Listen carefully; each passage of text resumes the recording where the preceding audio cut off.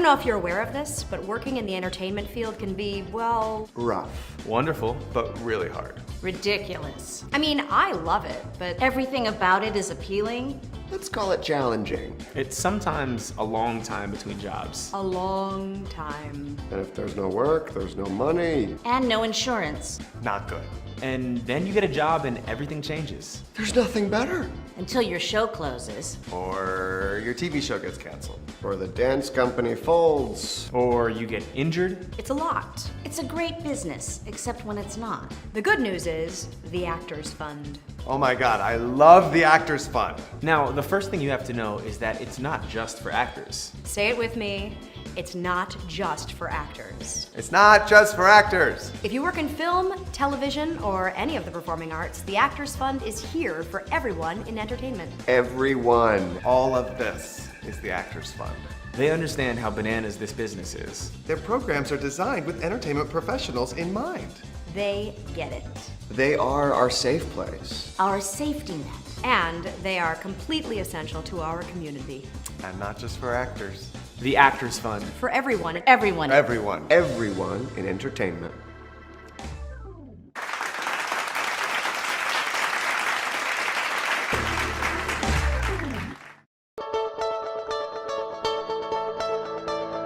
Hello, my name is James Bruno Iglehart, and welcome to the New Works Virtual Festival, a benefit for the Actors Fund. The Actors Fund is a 501 charitable organization that supports everyone involved in the entertainment industry. So, please make a donation if you can by texting 5678-GIVE to 56512 or go to theactorsfund.org/NWVFest. We appreciate your support, and now sit back and relax and enjoy the rest of the show.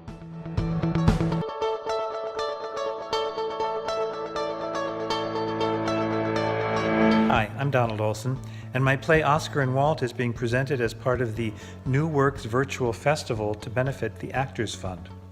Oscar and Walt is a recreation of an actual encounter that took place on a January afternoon in 1882 when Oscar Wilde, on his first trip to America, went to call on his hero, the poet Walt Whitman, with some rather surprising results.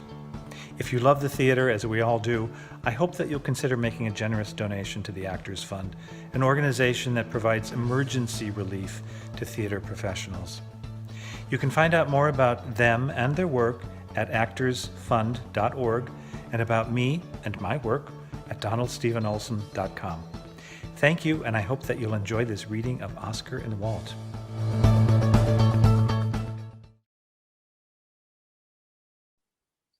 Oscar and Walt, a play in one act by Donald Seven Olson.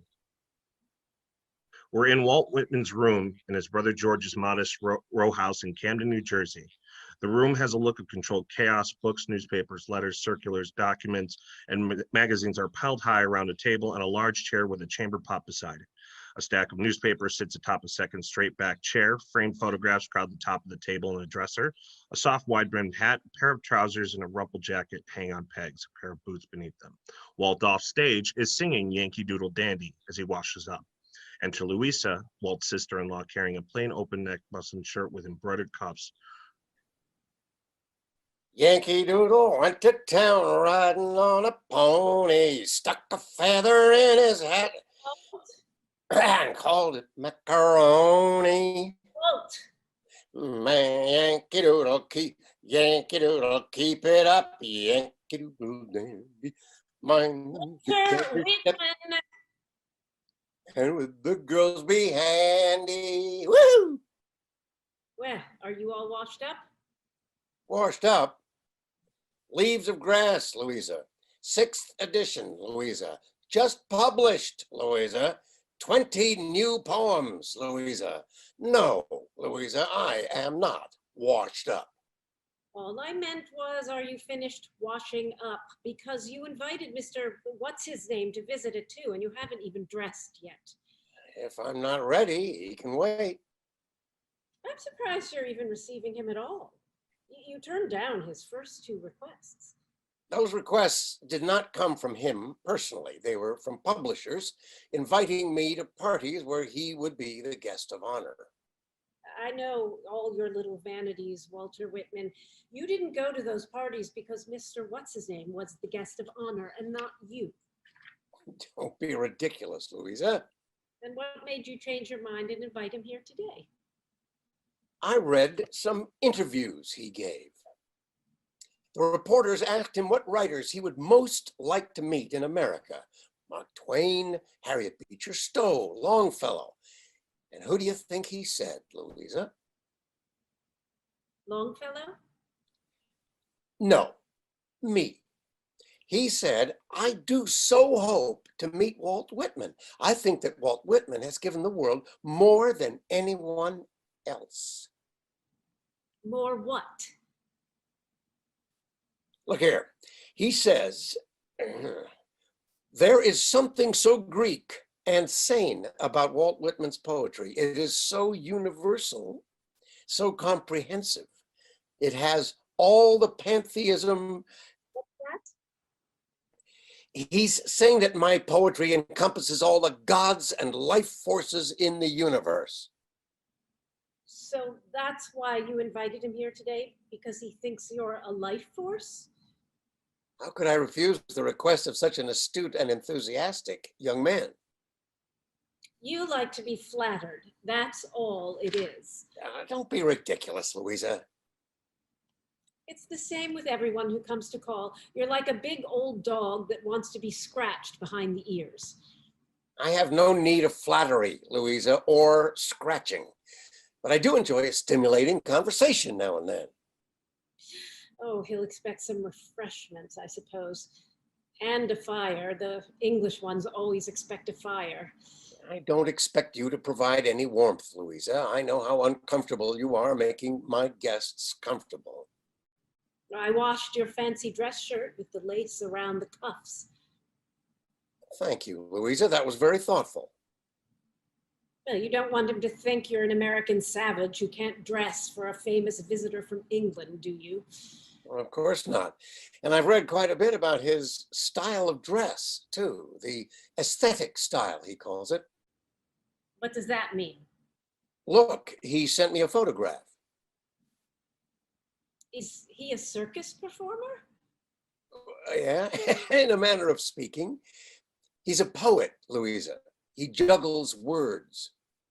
He looks like someone on the stage. How old is he? I believe he's 28. A young man of 28 coming to visit an old man of 62? I don't understand it, Walt. Why on earth do they want to visit you, all these famous men from England? Because they've read Leaves of Grass, Louisa. Unlike you and George and all the literary Puritans of Boston. The poets and writers of England recognize my work for what it is. And what is it? The first true voice of America. A voice worthy of recognition and praise. The folks I know reserve their praise for God, not the godless. Someday, Louisa, someday I will have a home of my own, and you'll be rid of my incomprehensible presence. Of course, I will always be grateful to you and George for taking me in. Well, someone had to. We did what family does, Walt. We took pity and invited you to live here with us, just like we did your mother before she passed on, and just like we did with Eddie before you sent him to that place. Eddie's better off there. He was too much for you. Sometimes I think all you Whitmans are too much for me. Well, George warned me before you came. He said, my brother's peculiar and won't listen to nobody but himself. He's stubborn as a bull, George said. But he's my brother, so we must take him in and make the best of it. George has a rare gift for making his invitations as uninviting as his home. If it weren't for you, Louisa. I do my best. And you were very kind and helpful to me when we lost little Walt. And my second, you were kind. You understood what a mother feels when she loses a child. Here, do you need help getting into your trousers? Trousers? I thought I'd greet him as naked as Adam, wearing only my sombrero. I'll never understand you, Walt, and neither will George. George inspects lead pipes. All he cares about is pipes and money. How could he possibly understand the life of a poet? Sometimes I don't understand it myself. It's the mystery of mysteries to me, how we each turn out to be the person we are. You're right, Lou, it is a mystery. Perhaps the greatest mystery of all. You and George now, you both have the same mother and the same father, but temperamentally you're as different as fancy silk and plain muslin. I take it you think I'm the silk, Louisa, but really I am the muslin. With embroidered lace cuffs. Now, come on, get these boots on those big feet of yours. To be honest, I would prefer to live my life naked. But since I am now the most famous poet in America. I thought that was Longfellow. No, it's me. Now that I am the most famous poet in America, people expect me to look memorable. And to wear clothes. I sing a song of nakedness, of the body electric and free, my flesh alive to the tender breath of spring and the hot panting of summer and the sweet chill of the river and the sea. I sing of freedom in all its forms, nature in its infinite variety. Well, you better sing a song about getting dressed because your visitor's due any minute now. Is he coming from New York? No, Philadelphia. He's lecturing at the Horticultural Hall tonight. The Horticultural Hall? Oh, then he must be famous. The newspapers can't get enough of him. He knows how to give them a good line. I'll hand him that. Well, he'll be on the 1 o'clock ferry, I expect, and then he'll have to walk up here to Stephen Street, although don't look like a man could walk very far in those duds. One of those publishers is sending him in a carriage. Oh, very grand. I don't recall any publisher ever doing that for you, Walt. That's because no publisher ever did.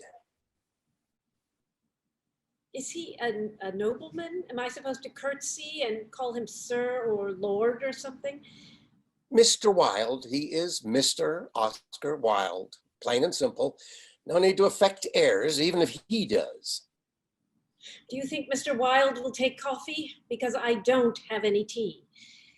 You don't have to serve Mr. Wilde anything, Louisa. I told you, he is simply coming to pay his respects. If I find that I like him, I'll offer him a milk punch. And if you don't like him? Then I'll offer him a glass of your elderberry wine. That'll shorten his visit considerably. Hurry now, we have to get you out to the parlor. No, I'll receive him in here. Here? Not in my parlor? We'll be more private here. But, Walt, this room of yours, what will Mr. Wilde think of my housekeeping? Stop, stop. You are not to touch a thing. I have told you 1,000 times, not a paper is to be moved unless I move it.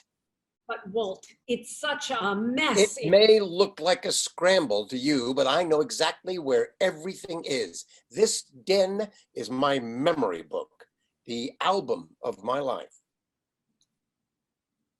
And the chamber pot? Do you want Mr. Wilde to see that too? You may remove the chamber pot, Louisa. Oh, thank you. I am so honored, Mr. Good Gray Poet of Camden. No need to be effusive, Louisa. You do try my patience at times, Walter Whitman. The feeling is mutual, Louisa. He exits. I celebrate myself. And what I assume you shall assume, for every atom belonging to me as good belongs to you. I loaf and invite my soul. I lean and loaf at my ease, observing a spear of summer grass. That's who you were, Walt Whitman, back in the full flush of manhood. And what are you now? Hold it up sternly. See this, it sends back. Who is it? Is it you? Outside fair costume, within ashes and filth, no more a flashing eye, no more a sonorous voice or springy step. Such from one look in this looking glass, ere you go hence, such a result so soon, and from such a beginning. Walt, he's here. Oh my goodness. I've never seen such a fine carriage. Black with a pair of white horses. No need to be so excited, Louisa. This isn't a funeral. I've never seen such a fine carriage on Stevens Street. All the neighbors are outside gawking. Oh, what will he think of us? Oh, I look a fright. How should I receive him, Walt? Should I open the door now? Wait until he knocks, Louisa, and then just open the door and ask the young man to come in. Louisa. Walt, here's Mr. Wilde come to call.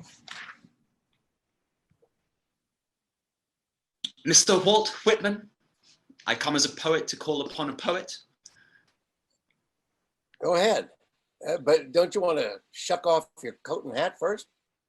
Oh, yes, of course. Thank you. Oh, there's some mighty fancy duds, Mr. Wilde. I simply adore your American language, mighty fancy duds. I shall remember that and quote you, Mr. Whitman. Well, these fancy duds, as you call them, are my aesthetic garb. I wear these clothes when I lecture. I see. It's a stage costume to draw attention to yourself. I was afraid I wouldn't have time to change before tonight's sold-out lecture. The Horticultural Hall is quite a large auditorium, is it not? It's huge. It's the largest hall in Philadelphia. It was built for our American centennial. Huh. Does it hold 1,000, do you think? Oh, way more than that. President Grant spoke there during the centennial. Have you ever lectured there yourself, Mr. Whitman, or given a poetry recital? No, they never invited me. But he did give a commencement address. Oh, Walt, what was the name of the college that asked you to give the commencement address? Dartmouth College. Dartmouth College. His schooling stopped when he was 11, but Dartmouth College asked him to come and speak. That's how famous he is. I read a poem for the students as a strong bird on pinions free. And afterwards, the newspaper said nobody could even hear him. Oh dear.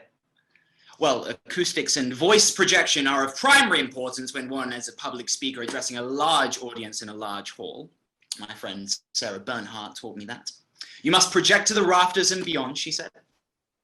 Oh, and how about your Lincoln talk, Walt? Plenty of people came to that and clapped like all get out when you read that poem. And what poem was that, may I ask? You Are My Captain. Isn't that what it's called? No, Louisa, that is not what it's called. The title is "Oh, Captain, My Captain." It is not my best poem, Mr. Wilde. It is, however, the most popular. Ah, well, popularity with the masses is desirable, of course, but it's never a true arbiter of taste or refinement, is it? And in fact, quite the opposite. Would you care for a glass of elderberry wine, Mr. Wilde? Ooh, yes, very kind. Louisa, would you put down that chamber pot and fetch Mr. Wilde a glass of your indescribable elderberry wine? Oh, gracious, what must you think of me, Mr. Wilde? Quite all right, I collect Japanese porcelain myself. Well. Well. Yes, well.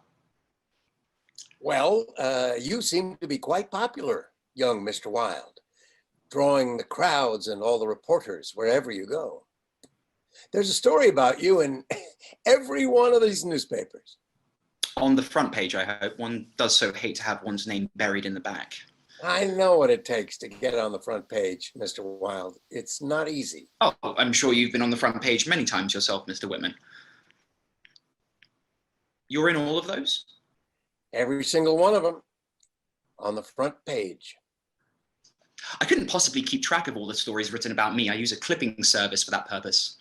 Well, now that you're here in America, I'm sure you'll be clipped left and right. Well, I certainly hope so. They say you're a talker, young Mr. Wilde, the newspapers, that you have what we Americans call the gift of gab. I would prefer to be called a poet now that my first book of poems has been published. What's the title? Poems. I hope you will accept this little book of my poems as a token of my great esteem, and believe me when I say that I consider you that rarest of all human beings, a universal genius. Thank you, Mr. Wilde. I shall read your poems with interest. Oh, this is quite a uniquely American experience for me. I've never tasted elderberry wine before. You're in for a surprise. I make it myself, Mr. Wilde. And does one sip or quaff? I think you're better off quaffing. Oh, very well. Well, here's to you, Mr. Whitman. And here's to you, young Mr. Wilde, to the success of your new book of poems and your American lecture tour.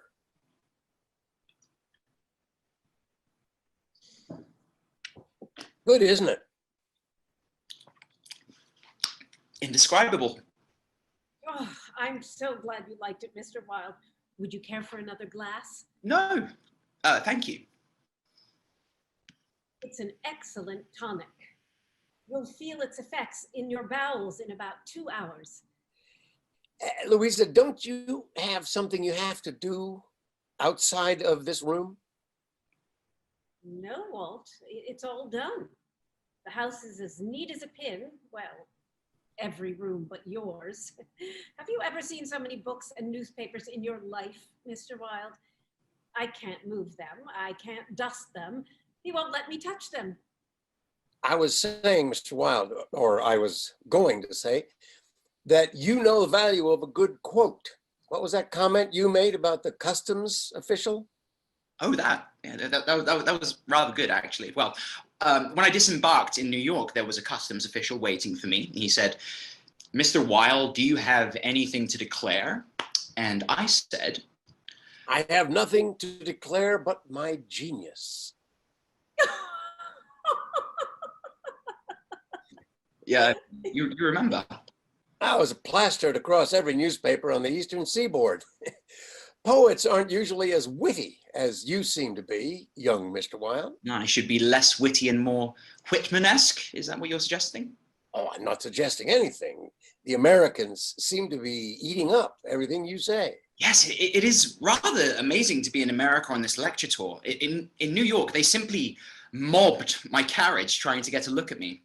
I didn't know what to do, so I raised my hand and gave a kind of regal wave. But I'm sure you're accustomed to that kind of adulation yourself, Mr. Whitman. What are you lecturing about, Mr. Wilde? The English Renaissance in art. That's the talk I shall be giving tonight. Then when I return in May, I'll present a new lecture called The House Beautiful. Walt used to build houses, you know.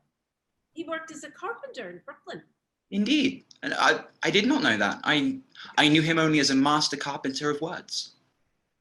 My husband built this house, you know, the one you're standing in right now. Your husband? And you are... Mrs. Whitman. Mrs.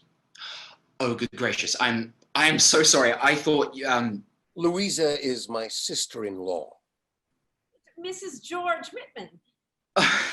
Oh, gracious. You thought that... Oh, this is too utterly dreadful. Please forgive me. How do you do? I thought you were a servant, you see, and I was marveling at the equality between... well, may I say what a charming drawing room is it you've created here in Camden Town, Mrs. Whitman? This is the most remarkable drawing room I've been in since I arrived in America. This isn't the drawing room, Mr. Wilde. This is Walt's bedroom. My den, Louisa. I call it my den. Ah, so this is the den where the great man is lionized. Walt insisted on meeting you in here instead of out in my parlor. Yes, that's your American word for drawing room, isn't it? Parlor. You must forgive my ignorance, Mrs. Whitman. The only American homes I've been in thus far were vast mansions on Fifth Avenue in New York City. Hobnobbing with the snobs. I beg your pardon? I said you've been hobnobbing. With the snobs. I suppose you have to. Rich people need their pets. Oh, Walt's been in such a tizzy about your visit, Mr. Wilde. That is not true. I am never in a tizzy. I am the least tizzied poet in America. Of course, Walt gets all kinds of famous men visiting him here, you understand, because he's so famous himself. But he always receives them in my neat, tidy parlor. Louisa, don't you have a chicken you have to slaughter for supper? Oh no, we're having pork chops tonight, Walt. Chicken. Mr. Wilde has come here to converse with me about important matters. In private, Louisa, one poet to another. Oh, well, gracious. And one famous poet to another. Excuse me. If you want more elderberry wine, Mr. Wilde, just holler. Your sister-in-law is quite... She thinks my poems are hogwash. But she has a good heart and she takes good care of me, and for that I'm grateful. Tell me about your poems, Mr. Wilde. Well, my poems are very different from your own, of course. You mean they rhyme? Yes. And follow a metrical formula? Yes, quite. When it comes to meter, Mr. Whitman, I'm afraid iambic what iambic. Far too classical for my own good, but you, Mr. Whitman, you have created something entirely new with your poetry. Yes, I have. I broke free from all of that artifice, the rhyming and the meter and all of those poetic shackles inherited from old Europe. I'm an American. I'm not a European. I don't write like I'm a fake Englishman. I write like an American. We say the same things, you know, but we say them in different ways. Yes, it's true. America and England are the only two great countries divided by a common language. But I can't help but wonder, Mr. Whitman, how did you manage to break the shackles of poetic convention? I had to. I had no choice. Genius never does, I suppose. Writing Leaves of Grass was the only way I could sing my songs in my own voice, an American voice. Yes, and what do you mean by an American voice? A voice of democracy, a homemade voice, not an imported one. A voice that sings of freedom. Yes, free verse, isn't that what you call it? I call it my poetry. It's my voice on paper. Yes, and as a literary performance, Mr. Whitman, it has no equal. No one will ever understand my verses, Mr. Wilde, who insists upon viewing them as a literary performance. That has never been my intention. I write of common things for the common man. I meant no disrespect, Mr. Whitman. In fact, just the opposite. I must confess that I am still somewhat overwhelmed to be here in your presence, meeting you, my one American literary hero. What about Longfellow?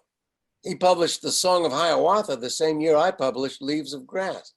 He has more readers. You don't admire his work? By the Shore of Gitchgamy and so forth? Yes, Mr. Whitman. Longfellow's poems I admire, but yours I adore. Yours capture something uncapturable. Go on, talk. Reading you, it is as though one has stepped out of oneself. The view you present is so vast, so transcendent, and yet so intimate. It seems to encompass everything. All things equal. That was my intention. Oh, there is so much I wish to talk to you about, Mr. Whitman. Call me Walt. I would like that so much. And I will call you Oscar. Oscar and Walt. I am so honored. You were talking about my poetry? Yes, I was saying, Walt, that it is so unique, that voice of yours. It's so unforgettable. It cannot be copied. No, but it can be parodied, and it often is. Well, parody is simply the way a fool pays tribute to a genius. I like that. Oh, I know everything there is to know about parody. I am constantly parodied. My dress, my manner, my hair, and now my lectures. My masculinity is constantly being called into question.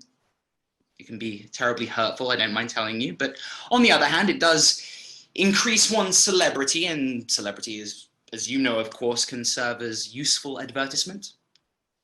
Yes, but the danger there is that you end up losing your true self and become the parody. Yes. Like Bunthorne. Who is Bunthorne? Bunthorne is a character in a new operetta by Gilbert and Sullivan. It's called Patience. Bunthorne is a parody of me and the aesthetic movement I have championed in England. They even had the audacity to ask me if I wanted to play Bunthorne. Can you imagine? I would be acting a caricature of myself. Well, caricature is not the same as controversy. Controversy is what has dogged me and all 6 editions of my Leaves of Grass. Yes, I wanted to talk to you about that. Some of your poems are considered quite controversial, are they not? Because I tell the truth. I tell the truth about the human body, which is as important and as beautiful and as sacred as the human soul. And I tell the truth about physical love. I sang honestly about the physical love between man and woman. And man. In the Calamus poems. You've read my Calamus poems? I know them by heart. You're the first man to admit that to my face. Resolved to sing no songs today, but those of manly attachment. I proceed for all who are, or have been young men, to tell the secret of my nights and days, to celebrate the need of comrades. Tell me, how did you come upon my Calamus poems? My mother bought Leaves of Grass when it was first published in England. My Calamus poems weren't in that edition. The editor removed them. He said they would offend your English censors. Yes, it's true. The English may lack sense, but they certainly do not lack censors.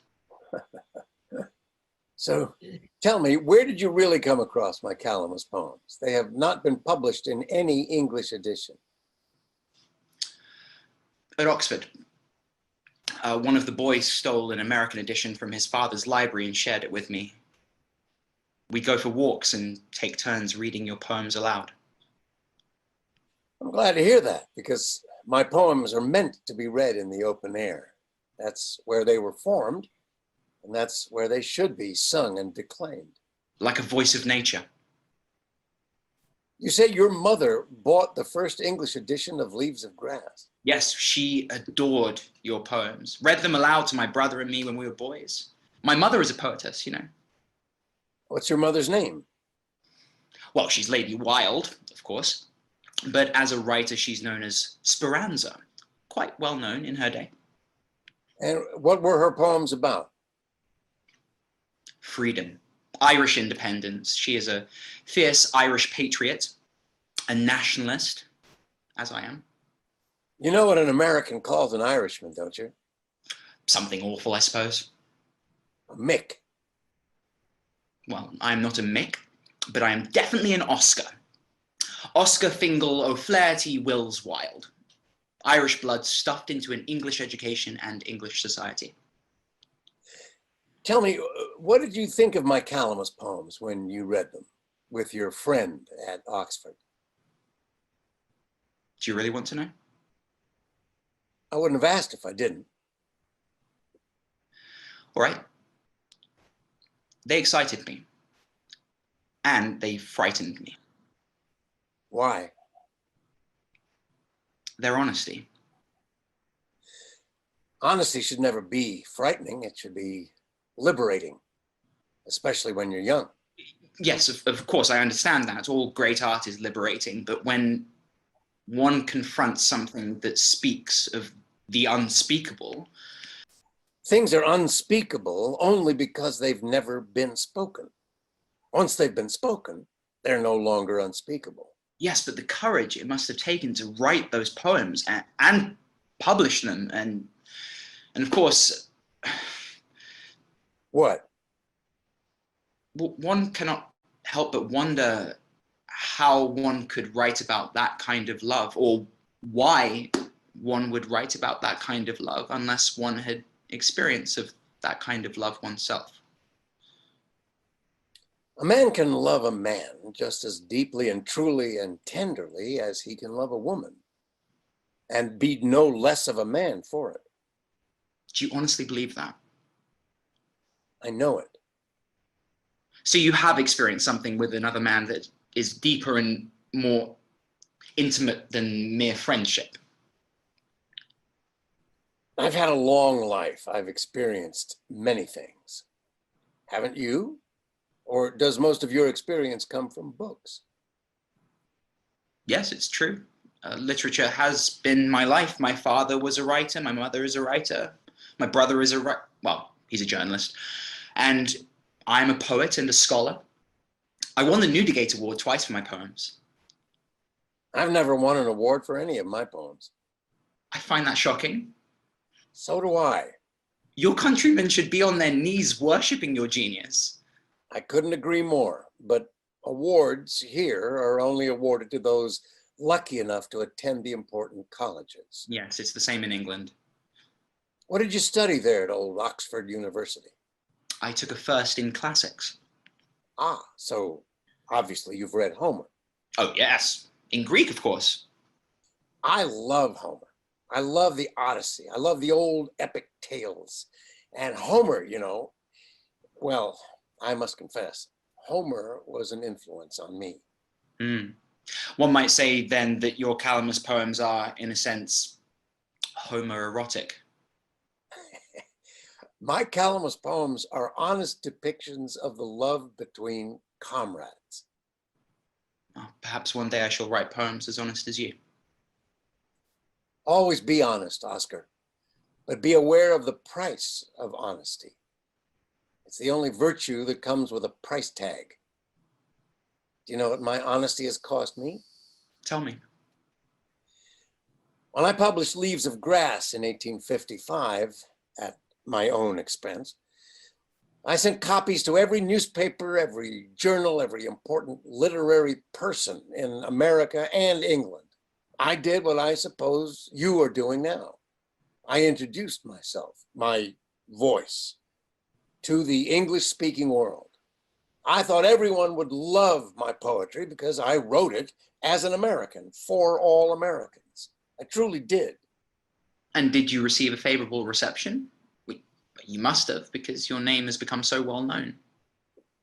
It was mostly the literary men who understood and praised my work. Emerson wrote me a letter that changed my life. I greet you at the beginning of a great career. He was my hero. Can you imagine what those words meant to me? And the others, what did they say? Thoreau was pleased. Longfellow was congratulatory. Carlyle, Swinburne, Tennyson, your countrymen were generous in their responses. Which should make you very proud, Walt, since the English never appreciate a poet until he's dead.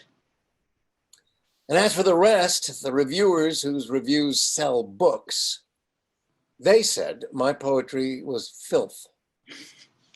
They said it was insane, the product of a disordered brain. One reviewer suggested that I burn my poems and then commit suicide. Good God. Well, everyone is a critic nowadays, except for the critics. That's the price I've paid for writing honestly and truthfully.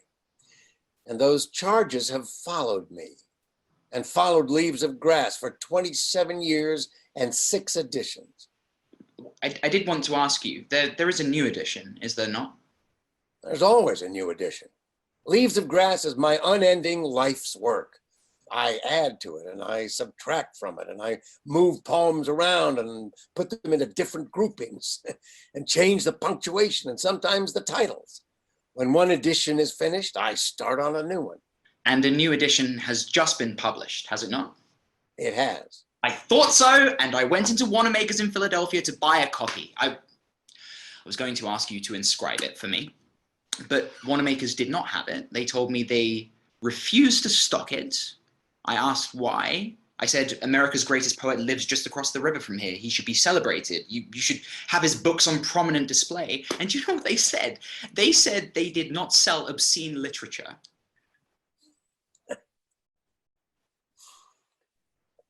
I didn't know if I should tell you.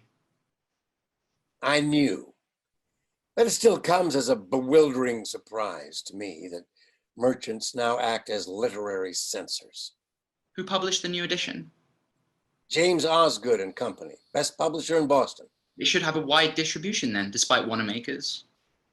The new edition will have no further distribution. But why not? Because the head of the New England Society for the Suppression of Vice and the Boston District Attorney wrote to James Osgood and Company to advise them that they would be prosecuted if they did not withdraw Leaves of Grass from bookstores. That's why you could not find it at Wanamaker's and will not find it in any other bookstore in America. But that's barbaric. No, that's Boston, where I am now banned.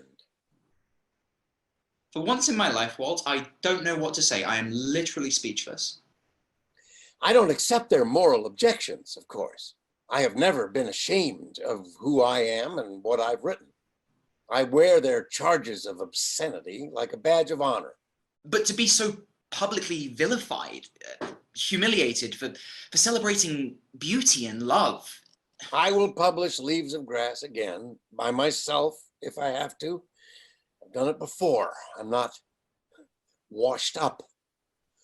I will not let America forget me or my voice. I am unkillable. Well, yes, but I simply cannot bear to think of you being treated this way. The worst part of being banned is that I can't earn a living from my work. That is a great concern of mine right now. Of course, I quite understand. I pay Louisa and George for my board here, but I've got another brother, Eddie. As sweet and loving a man as you could ever hope to meet, but with the mental capacity and the uncontrollable energy of a 4-year-old boy. I pay for him to be cared for in an institution, a good one, but it's very expensive. And if I cannot pay for Eddie's care, I don't know what will happen to him. And that worries me, keeps me up at night. Well, I damn them for banning your book. This is 1882, for God's sake. We are modern people living in a modern age. What is it that they find so objectionable that it must be suppressed? What are they so afraid of? I'll answer that by asking you a question, man to man. Of course, man to man. Poet to poet. Genius to genius. No need to answer if you don't want to. Now, what is the question? Have you ever taken horizontal refreshment?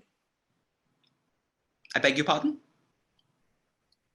Have you ever wound somebody's little ball of yarn? I'm afraid I do not follow. Did you ever shoot twixt wind and water? No, I abhor hunting. You're not catching my meaning, Oscar. I'm sorry, I'm afraid I don't understand your American slang. To put it in plain English, have you ever had sex?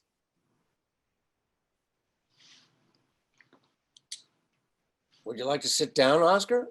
Think about it for a while? No. Yes, I would like to sit down. Yes, thank you. Well? Well? Shocked you, didn't I? You did rather. Shocked you into flabbergasted silence.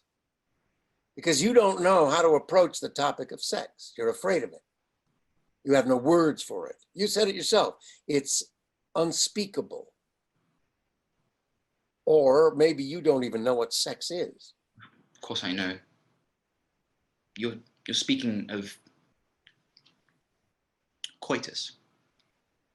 Well, whether you call it coitus or fucking, all I'm saying is your shocked silence is the answer to your question.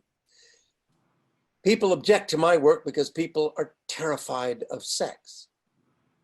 They think it's sinful and degrading, something offensive that mustn't be talked about or written about. But you see, I don't believe any of that. And I never have. I think bodies are beautiful. Like the Greeks and the Romans, they openly admired the human form. I think sex is to be enjoyed, celebrated, sung about. And they don't. It's that simple. They hate the human body, which to me is like hating the house you inhabit. I have had sex. Once. At Oxford, just so you know. Congratulations. It was with a prostitute? Don't be ashamed of it, my boy. One of my most beautiful verses is called To a Common Prostitute. Common, yes. Beautiful, no. I caught a disease from her. A disgusting disease. I'm sorry. Have you been treated for it? Mercury. I've taken the full course of treatment. Oh, that's a harsh treatment, the mercury. The doctor told me my teeth will turn black, and if the disease returns, it may kill me or make me go insane. My entire future is in jeopardy because of that one carnal act. How can I marry now? What would I tell my wife? How can I have children? Is that what you want? No. It's what my mother wants. She's been trying for years to arrange a suitable marriage to a suitably rich girl. That's why I agreed to the lecture tour. To escape from your mother. To earn money. I'm broke. Isn't that what you say here in America? Yes, that's what we say, often. I know nothing about money except that I don't have enough of it. Nobody does, except Longfellow and my brother George, and all those robber barons you were hobnobbing with in New York. I don't make enough from my tenants in Ireland to pay for more than my essentials in London. You know, tailors, hairdressers, hackney cabs, wine, books, restaurants, servants, theatre tickets, cigarettes, doctors, lodging, of course, which must be furnished, of course. It's rather ironic when you say to be lecturing about the house beautiful when I can't even afford a house of my own. I have to lodge with a friend in Mayfair.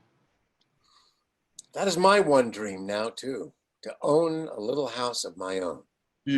And you haven't sufficient funds to buy one? It's more than the money. The war took a terrible toll on me, Oscar. I don't like to admit that, but it's true. You were not a soldier, were you? I was a nurse.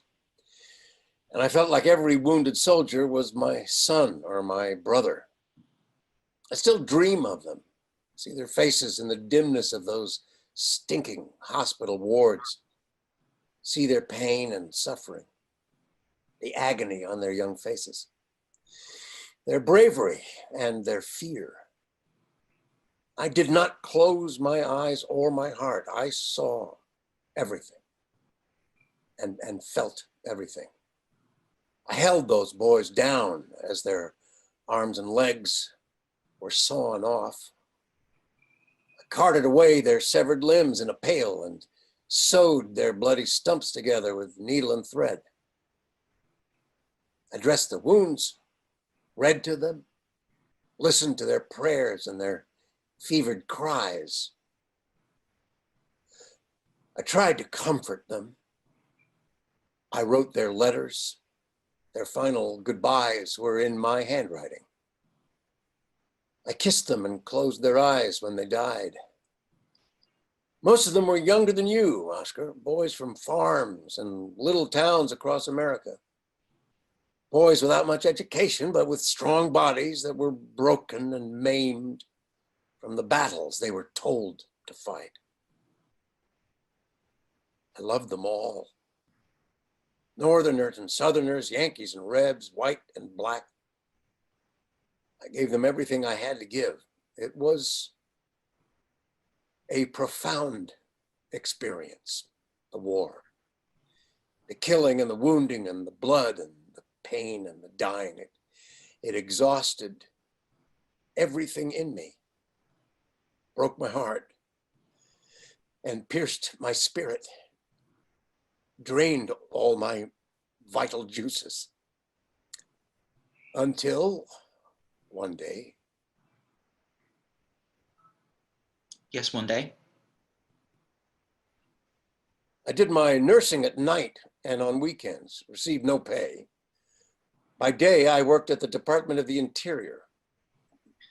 One of the few times in my life that I had a real desk. But then I was told to leave and that I would not receive a letter of recommendation. Why? A man named James Harland. When the war ended, Lincoln appointed him Secretary of the Interior. Harland felt it was his Christian duty to purge the department of anyone who did not conform to what he called Christian civilization. One day he found a copy of Leaves of Grass sitting on my desk. Harland said it was an immoral book. He accused me of being an immoral man. He said I'd never work for the federal government again. He'd see to that. Walter, you all right? Should I call Mrs. Whitman? I saw Lincoln, several times. I never spoke with him, but we nodded to one another. I saw him perform his presidential duties. He was like a great captain trying to steer a ship that had been torn in two. He was my hero. And when he was killed, I felt such grief. I had to express it somehow. When lilacs last in the dooryard bloomed and the great star early drooped in the western sky in the night, I mourned, and yet shall mourn with ever returning spring. Ever returning spring, Trinity sure to me you bring, lilac blooming perennial and drooping star in the west, and thought of him I love.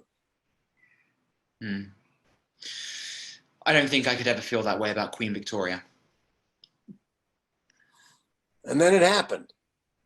It was waiting for me, and then it came. It claimed me. It changed my life. You fell in love. I had a stroke. That's how fast it came upon me. That fast. Everything went dark. I fell down. I couldn't move. I couldn't speak. I babbled like a baby. I could not comprehend my own words or make myself understood. I, a poet, became incomprehensible to myself. Walt, I'm so sorry. That was 9 years ago. I was 53 years old. It was the war finally catching up with me. All the suffering, all the death, losing my job, Lincoln's assassination, my mother's death, Eddie. It all conspired to bring me down. My left side was paralyzed. I had to give up all my freedom of movement. I lost my freedom. And I had to move here to Camden because now I was the one in need of nursing and I had no other place to go. Well, thank heavens for your kind sister-in-law. I used to be much worse than you see me now, but I willed myself back to health. How did you do that? I met a young man whose parents had a farm on Timber Creek. He invited me to spend time there to convalesce, so I did. Every afternoon, I'd drag my half-paralyzed body down to Timber Creek. I had a special place there. I'd shuck off my clothes and lie naked in the grass and be at one with nature. I'd watch the ants and study the clouds and smell the flowers and listen to the birds. And when the afternoon was at its hottest, I'd slip my naked body into the cool waters of Timber Creek and float there and try to move my frozen limbs. And after a while, I succeeded. And you did this without any doctors? Nature was my doctor. In other words, you healed yourself? That has always been my way. I am a part of nature, not apart from it. Like an elemental life force. I do so admire that. Haven't you ever walked naked through a forest, Oscar, and felt the breeze on your genitals? Or lain naked on soft grass on the banks of a stream? Or lain naked on soft grass on the banks of a stream where the watercress grows? Or swum naked in a cold, clean pool on a hot August afternoon? I prefer to keep my clothes on, actually, and spend my time in cities. I do love cities. Well then, we have something in common besides our lack of money and our uncertain futures. I love cities too. I love London. I love Rome. I love Washington and New York, Manhattan. And I used to love Boston. The city I love the most is Paris. Have you ever been to Paris, Walt? No, I've been to Canada. Oh, Canada. You know what they say about Canada? No, what do they say? They say when a good Canadian dies, his soul goes to Paris. And what about a bad Canadian? Oh, when a bad Canadian dies, his soul stays in Canada. Oscar, you must be thirsty. Would you like a milk punch? I thought you famous men might like a milk punch. Have you ever had an American milk punch, Mr. Wilde? No, I'm afraid I've been condemned to a life of champagne. Milk punch is Walter's favorite drink. He has one every afternoon about this time. It's not as good as my elderberry wine, of course, but the milk is fresh and the brandy's Plentiful, I hope. Walt likes a good dose of brandy in his milk punch, even though he once took the pledge. The pledge? What pledge? The pledge never to drink a milk punch without plenty of brandy in it. Temperance pledge. To stop drinking alcohol. Don't you have that in England? If we do, I've never heard of it. And if we did, I don't think anyone would sign. Walt even wrote a novel about the temperance movement, didn't you, Walt? That was 40 years ago, Louisa. I had no idea you were a novelist, Walt. I'm not. It was rubbish. A story made up to fit a social issue, like Uncle Tom's Cabin. I'm hoping to write a novel myself one day. It will have to be sensational, of course. Something supernatural, perhaps. A self-portrait that comes to life and kills the artist who painted it, something along those lines. A painting that comes to life? That's impossible. Well, the task of the artist, Mrs. Whitman, is to make the impossible possible. And that is the genius at the heart of your brother-in-law's poetry. He makes one see the unseen. Some say all he sees is the obscene. Well, the ignorant are entitled to voice their opinions, of course, but not to have their opinions listened to. Oscar, maybe you should use your gift of gab to write a play instead of a novel. Well, as a matter of fact, I have. It's called Vera, or The Nihilists. It's a political thriller set in Russia, written in blank verse. Tsars, winter palaces, revolutionaries, assassinations, sumptuous gowns. It has everything except a producer. Was it inspired by a trip you made to Russia, Mr. Wilde? Good heavens, and yet, never been there. Never want to go. The only good thing to come out of Russia is Catherine the Great and Fabergé Easter eggs. But I take it you travel a great deal, seen many different places, like Walt has. Yes, I was just telling Walt that he must go to Paris, where the French treat artists with respect. And in fact, they know your work, Walt. They do? They regard you as the American Baudelaire. They do.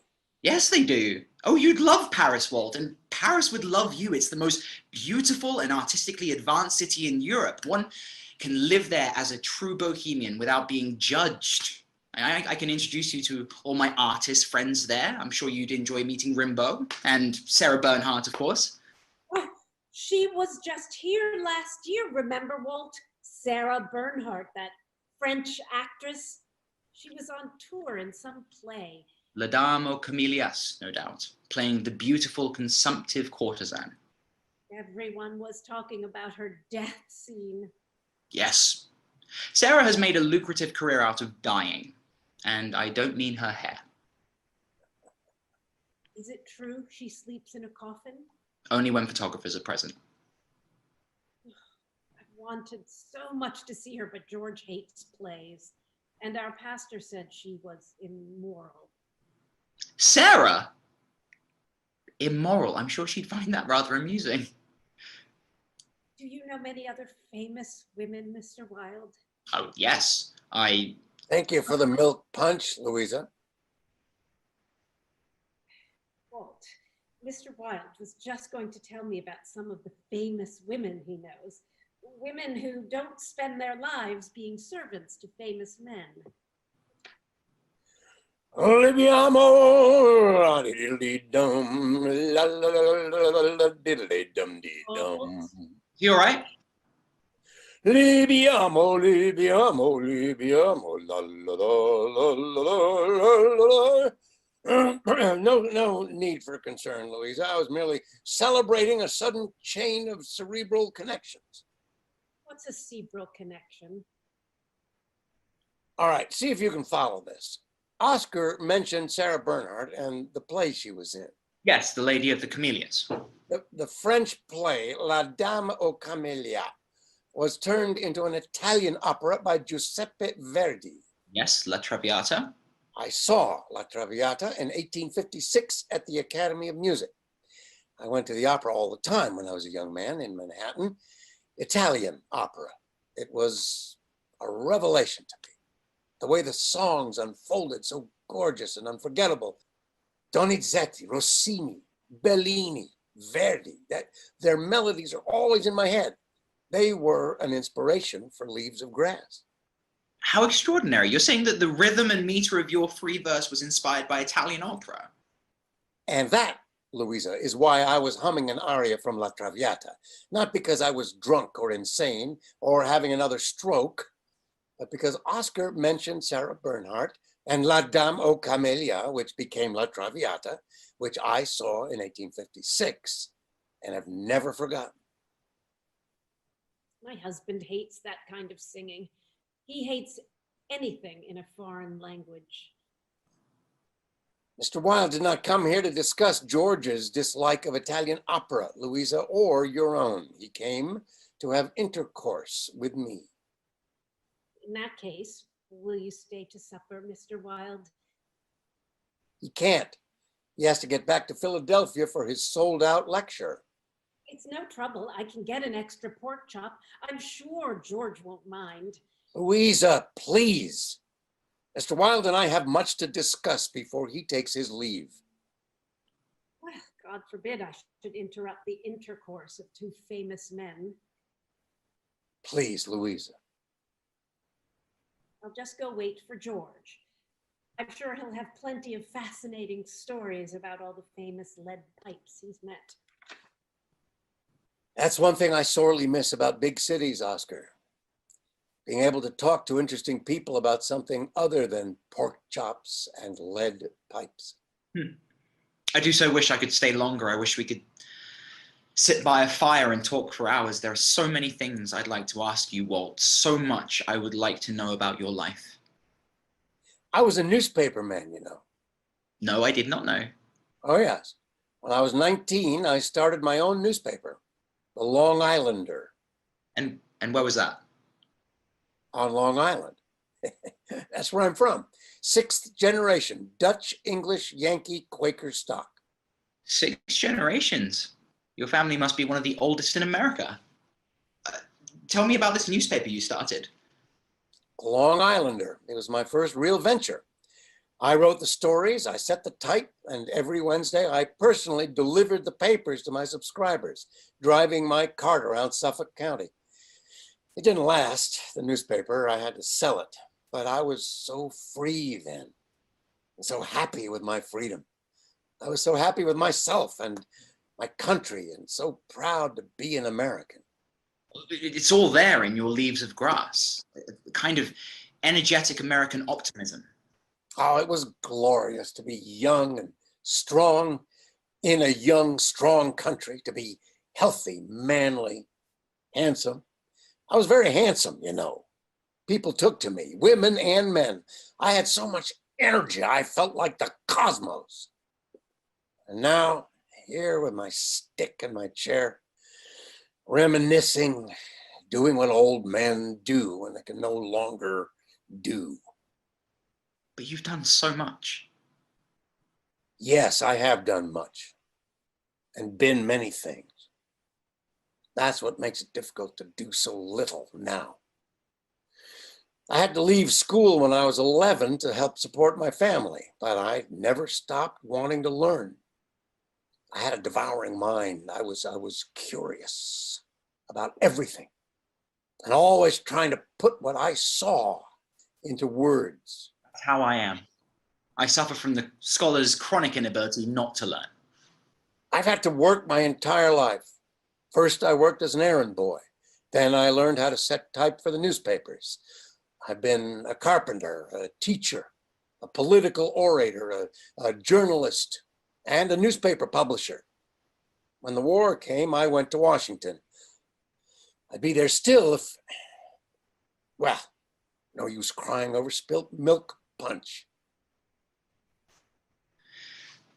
Walt, before I go, will you please forgive me for revealing that disgusting fact about myself? You don't need my forgiveness, Oscar. You need your own. I've never told anyone, and I don't know why I told you. Maybe it was Louisa's elderberry wine. It loosens the bowels and the brain. Well, I came here to pay homage to you, not to expose myself. My God, what must you think of me?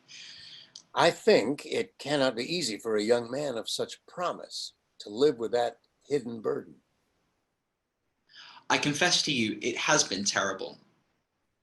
One must wear such a false mask. One smiles and chatters and carries on like an actor on stage, but inwardly I'm terrified that the disease will return and turn me into something monstrous and disgusting. Don't anticipate disaster, my dear boy. Disaster will come whether you anticipate it or not. And your life is just beginning. You may live into the 1920s. Can you imagine how changed life will be in the 20th century? Unrecognizable. There is so much I want to do, so much I wish to accomplish. Poems and plays and novels that I want to write. You long for fame. Doesn't every artist? Didn't you? Oh, yes. My people were all farmers, so I don't know where the impulse to achieve fame came from, but I always wanted my voice to be heard. Yes, there's nothing more wonderful than the sound of one's own voice, except perhaps its echo. I always wanted to leave behind something remarkable, something that would reflect my precious time on Earth. And you have done that, Walt. You have achieved a lasting fame, despite the censors and the censorious, despite the spiteful. Your name is recognized. It is known. You are Walt Whitman. So much better than Walter Whitman, don't you think? You might be heartened to know, Walt, that Professor Dowden gave a lecture on your work to the Philosophical Society at Oxford. And when I was taking my final exam, your name came up in one of my Viva Voce examination questions. What was the question? The examiner asked me what Aristotle would have thought of Walt Whitman. What was your answer? I said Aristotle would have approved of your work. Well, of course he would have, but why? Because your work is about self-development, fearless self-development and self-knowledge. As a philosopher, Aristotle would have approved of your search for the truth. You must be fearless if you're going to step outside the bounds of what is known and acceptable. But you must also realize that there are always consequences for telling the truth. Yes, especially telling the truth to oneself. Tell me, those classics professors of yours, did they ever discuss the cult of Greek love? You mean the love of an older man for a younger? It could be the other way around, you know. The love of a younger man for an older one. Not according to the Greeks. We're not in Greece, Oscar. We're in Camden, New Jersey. So we are. Did they speak of Greek love, your professors? It was alluded to, but always ascribed to a brief period of decadence in Athenian society. I see. Well, thank you for telling me that my poetry is known at Oxford University, in the land of Shakespeare, Keats, and Shelley, and your great poet laureate, Alfred Lord Tennyson. Oh, Tennyson. You don't admire Tennyson? I believe he is now the most popular poet in the English language. Yes, among those who know nothing about modern poetry. Tennyson has kindly invited me to stay with him if ever I should come to England. Yes, but his poetry is so old-fashioned. The young poets today, Walt, are looking for new forms of expression. We don't want to fall back on the old ones. We want to go beyond them. Are you young fellows going to shove aside all the established idols of English poetry then? Tennyson and all the rest? Tennyson lives apart from his time. He lives in a dream of the unreal. We, on the other hand, move in the very heart and essence of today, just as you did. Just as you do. Your work is real and vital in a way that Tennyson's is not. Well, I accept reality and dare not question it.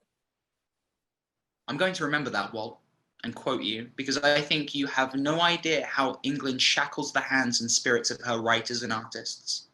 It's the weight of old customs in an old country that holds people back. It's like breathing stale air in a moldy tomb. Precisely. And that's why the American masses are superior to the masses in England.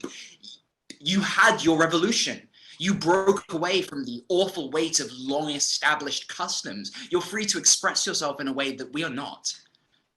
Yeah, we Americans can be more natural, I suppose, but we have our literary elites too, our cliques and our colleges filled with mediocrities who cling to the old ways and offend no one because they say nothing real or original. Who's this fellow? Oh, that's Pete.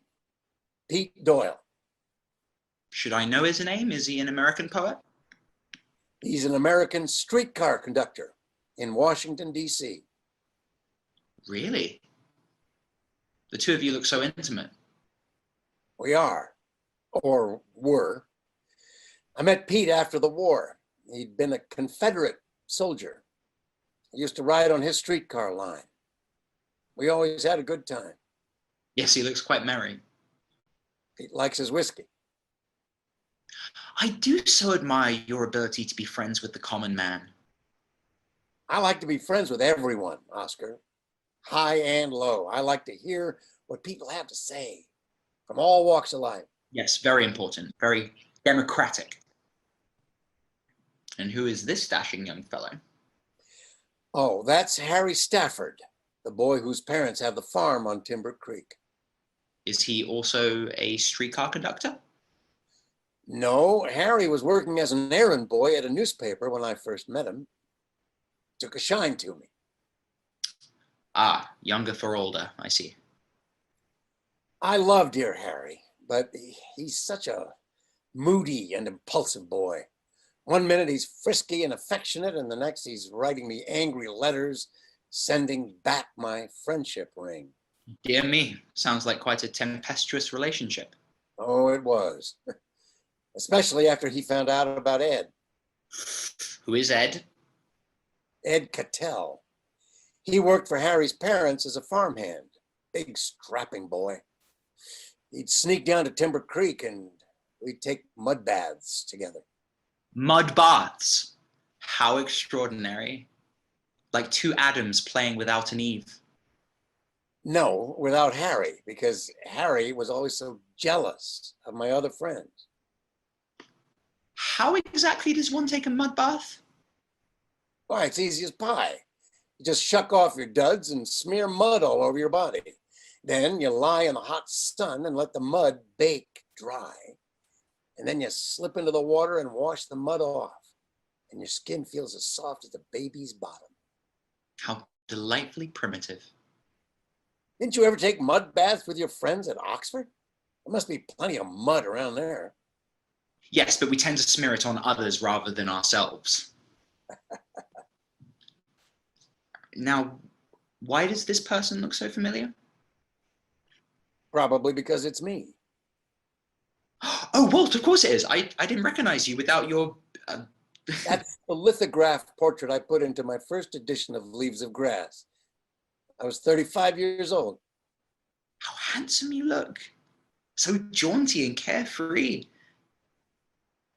That expression on your face is so knowing, a kind of invitation to, well, I don't quite know what.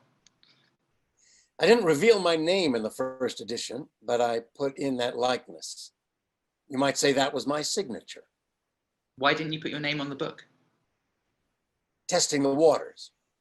I knew the work I'd done was good, and I also knew how radical it was. It was and is unlike any poetry that's ever been written. I have no false modesty about it. I love it as I love myself. And writing those lines was as if...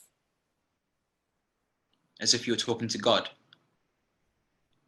Yes. But God was in myself. I was God, and I was a part of everything. A curtain had opened, you see, a curtain that had obscured my vision. It opened. I saw reality for the first time. Truth without judgment. Things as they are and not as I had been taught they should be. Everything was alive. It was as simple as that. I was alive. I worked in Brooklyn, but I would ride the ferry over to Manhattan and lose myself in the crowds, in all the wonder and squalor of it.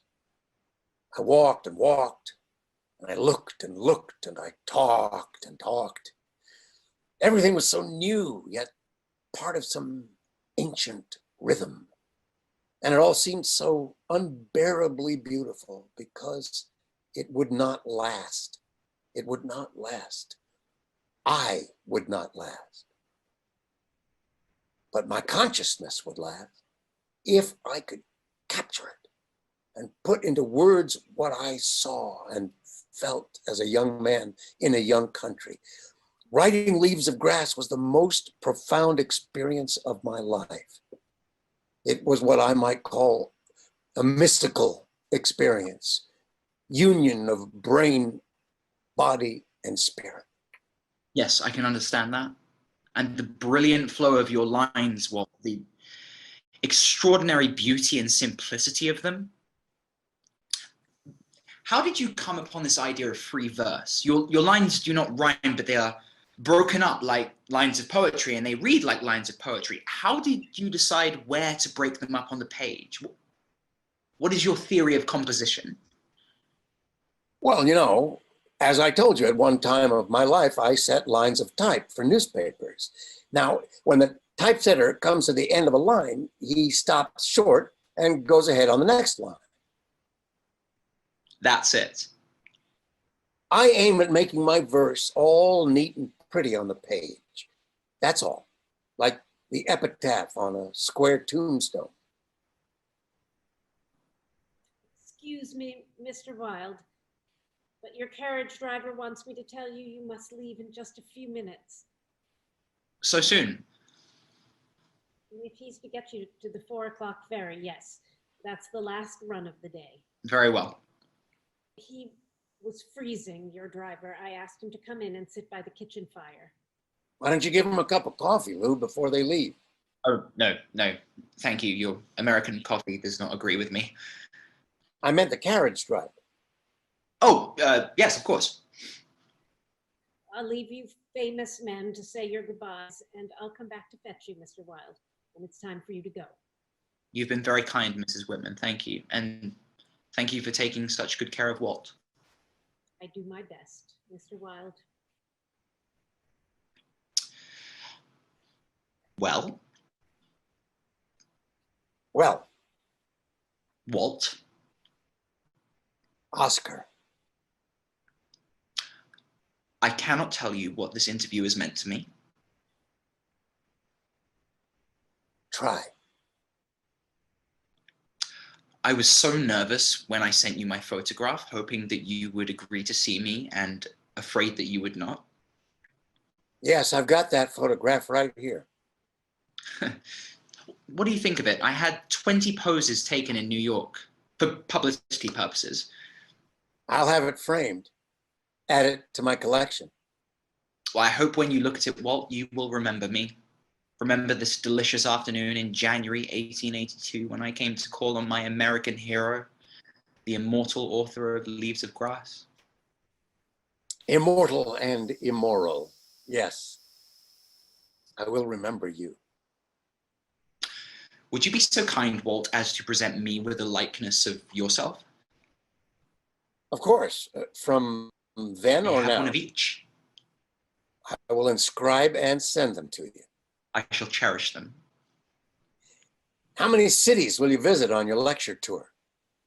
I think I have 140 lectures, but I have no idea where they all are. I leave that to my manager. All I know is that I go across the entire country by train and steamer and stagecoach from New York to California and then back again.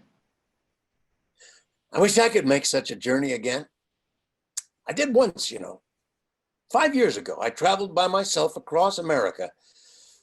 I felt it was my last chance to do so. I saw the Great Plains. I saw the mountains. I saw the vastness of my homeland. The industry, the hard toil of creating a democracy. My presence was not greatly noticed as yours will be, but I took the bones of America into my soul. I've just had a brilliant idea, Walt. Come to Philadelphia with me. Be my guest at the lecture tonight. I shall put you up at the Aldine, give you a champagne supper afterwards, and see that you safely get back to Camden Town tomorrow.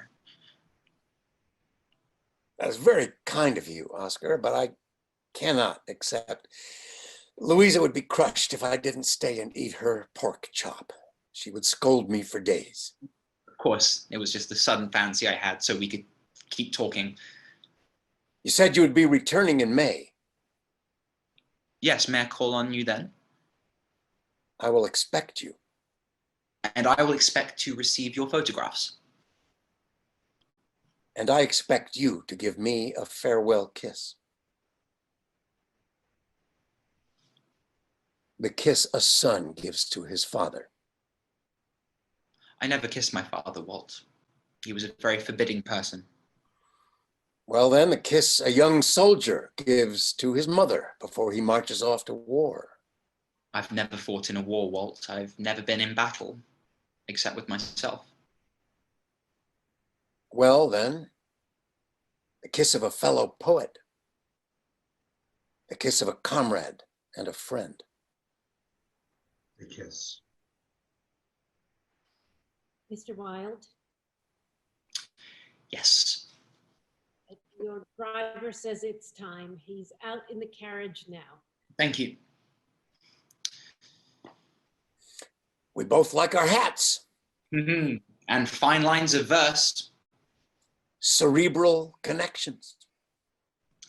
I hope you'll read my poems, Walt. You may not have noticed, but I inscribed my book to you. I did notice, and I will read them. And here's a copy of Leaves of Grass for you. The edition you could not purchase at Wanamaker's, with the Calamus poems. I shall treasure it. I still have so many questions to ask you, Walt, but this shall be my last and most important. What is it? Don't answer if you don't want to. I won't. Were your Calamus poems based on personal experience? I kissed you, didn't I? Well, I thought it was I that kissed you. We kissed one another. Yes, so we did. I wish you well, Oscar. You are young and ardent. And the field is wide and the world is yours. I hope you and your poems and your 140 lectures take America by storm. I hope so too. Goodbye, dear Walt. Goodbye, Oscar. And bless you.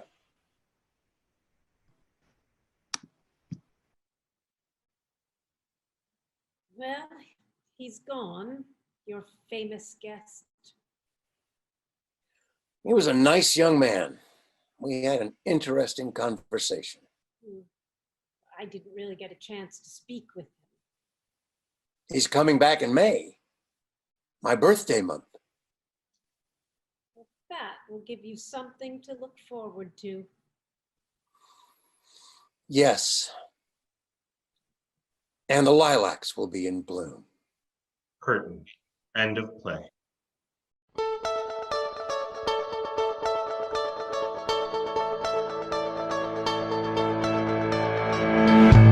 Yeah, I mean, it's a horrendous time where all the theaters are closed and whatever they figure out about schools and restaurants and everything else, all the other businesses, the theater will probably be the last bastion that is still closed, because getting a cast of people together to touch each other and dance and sing and kiss and getting an audience to sit with each other in a big room and watch a show will be the last thing. So the playwrights have to keep writing. They can't stop writing. They have to keep producing. And thank God for this weird medium that we're using right now, because this pandemic thing is not going away. It's not almost over. It's going to be with us probably into next year and maybe into the next year. And we're going to have to find a road through it and lift ourselves up.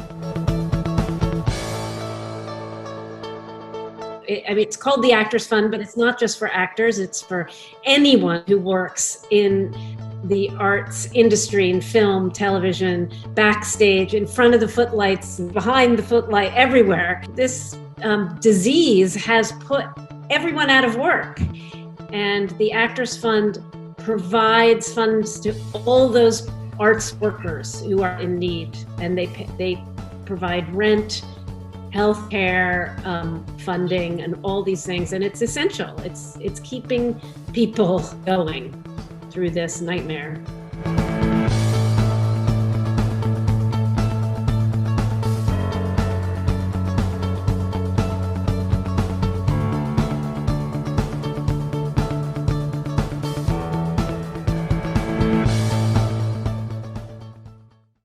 Thank you so much for tuning in. Please don't forget to donate to the Actors Fund. The information is below. And stay tuned tomorrow, same time, same place, here at the New Works Virtual Festival. Have a great night.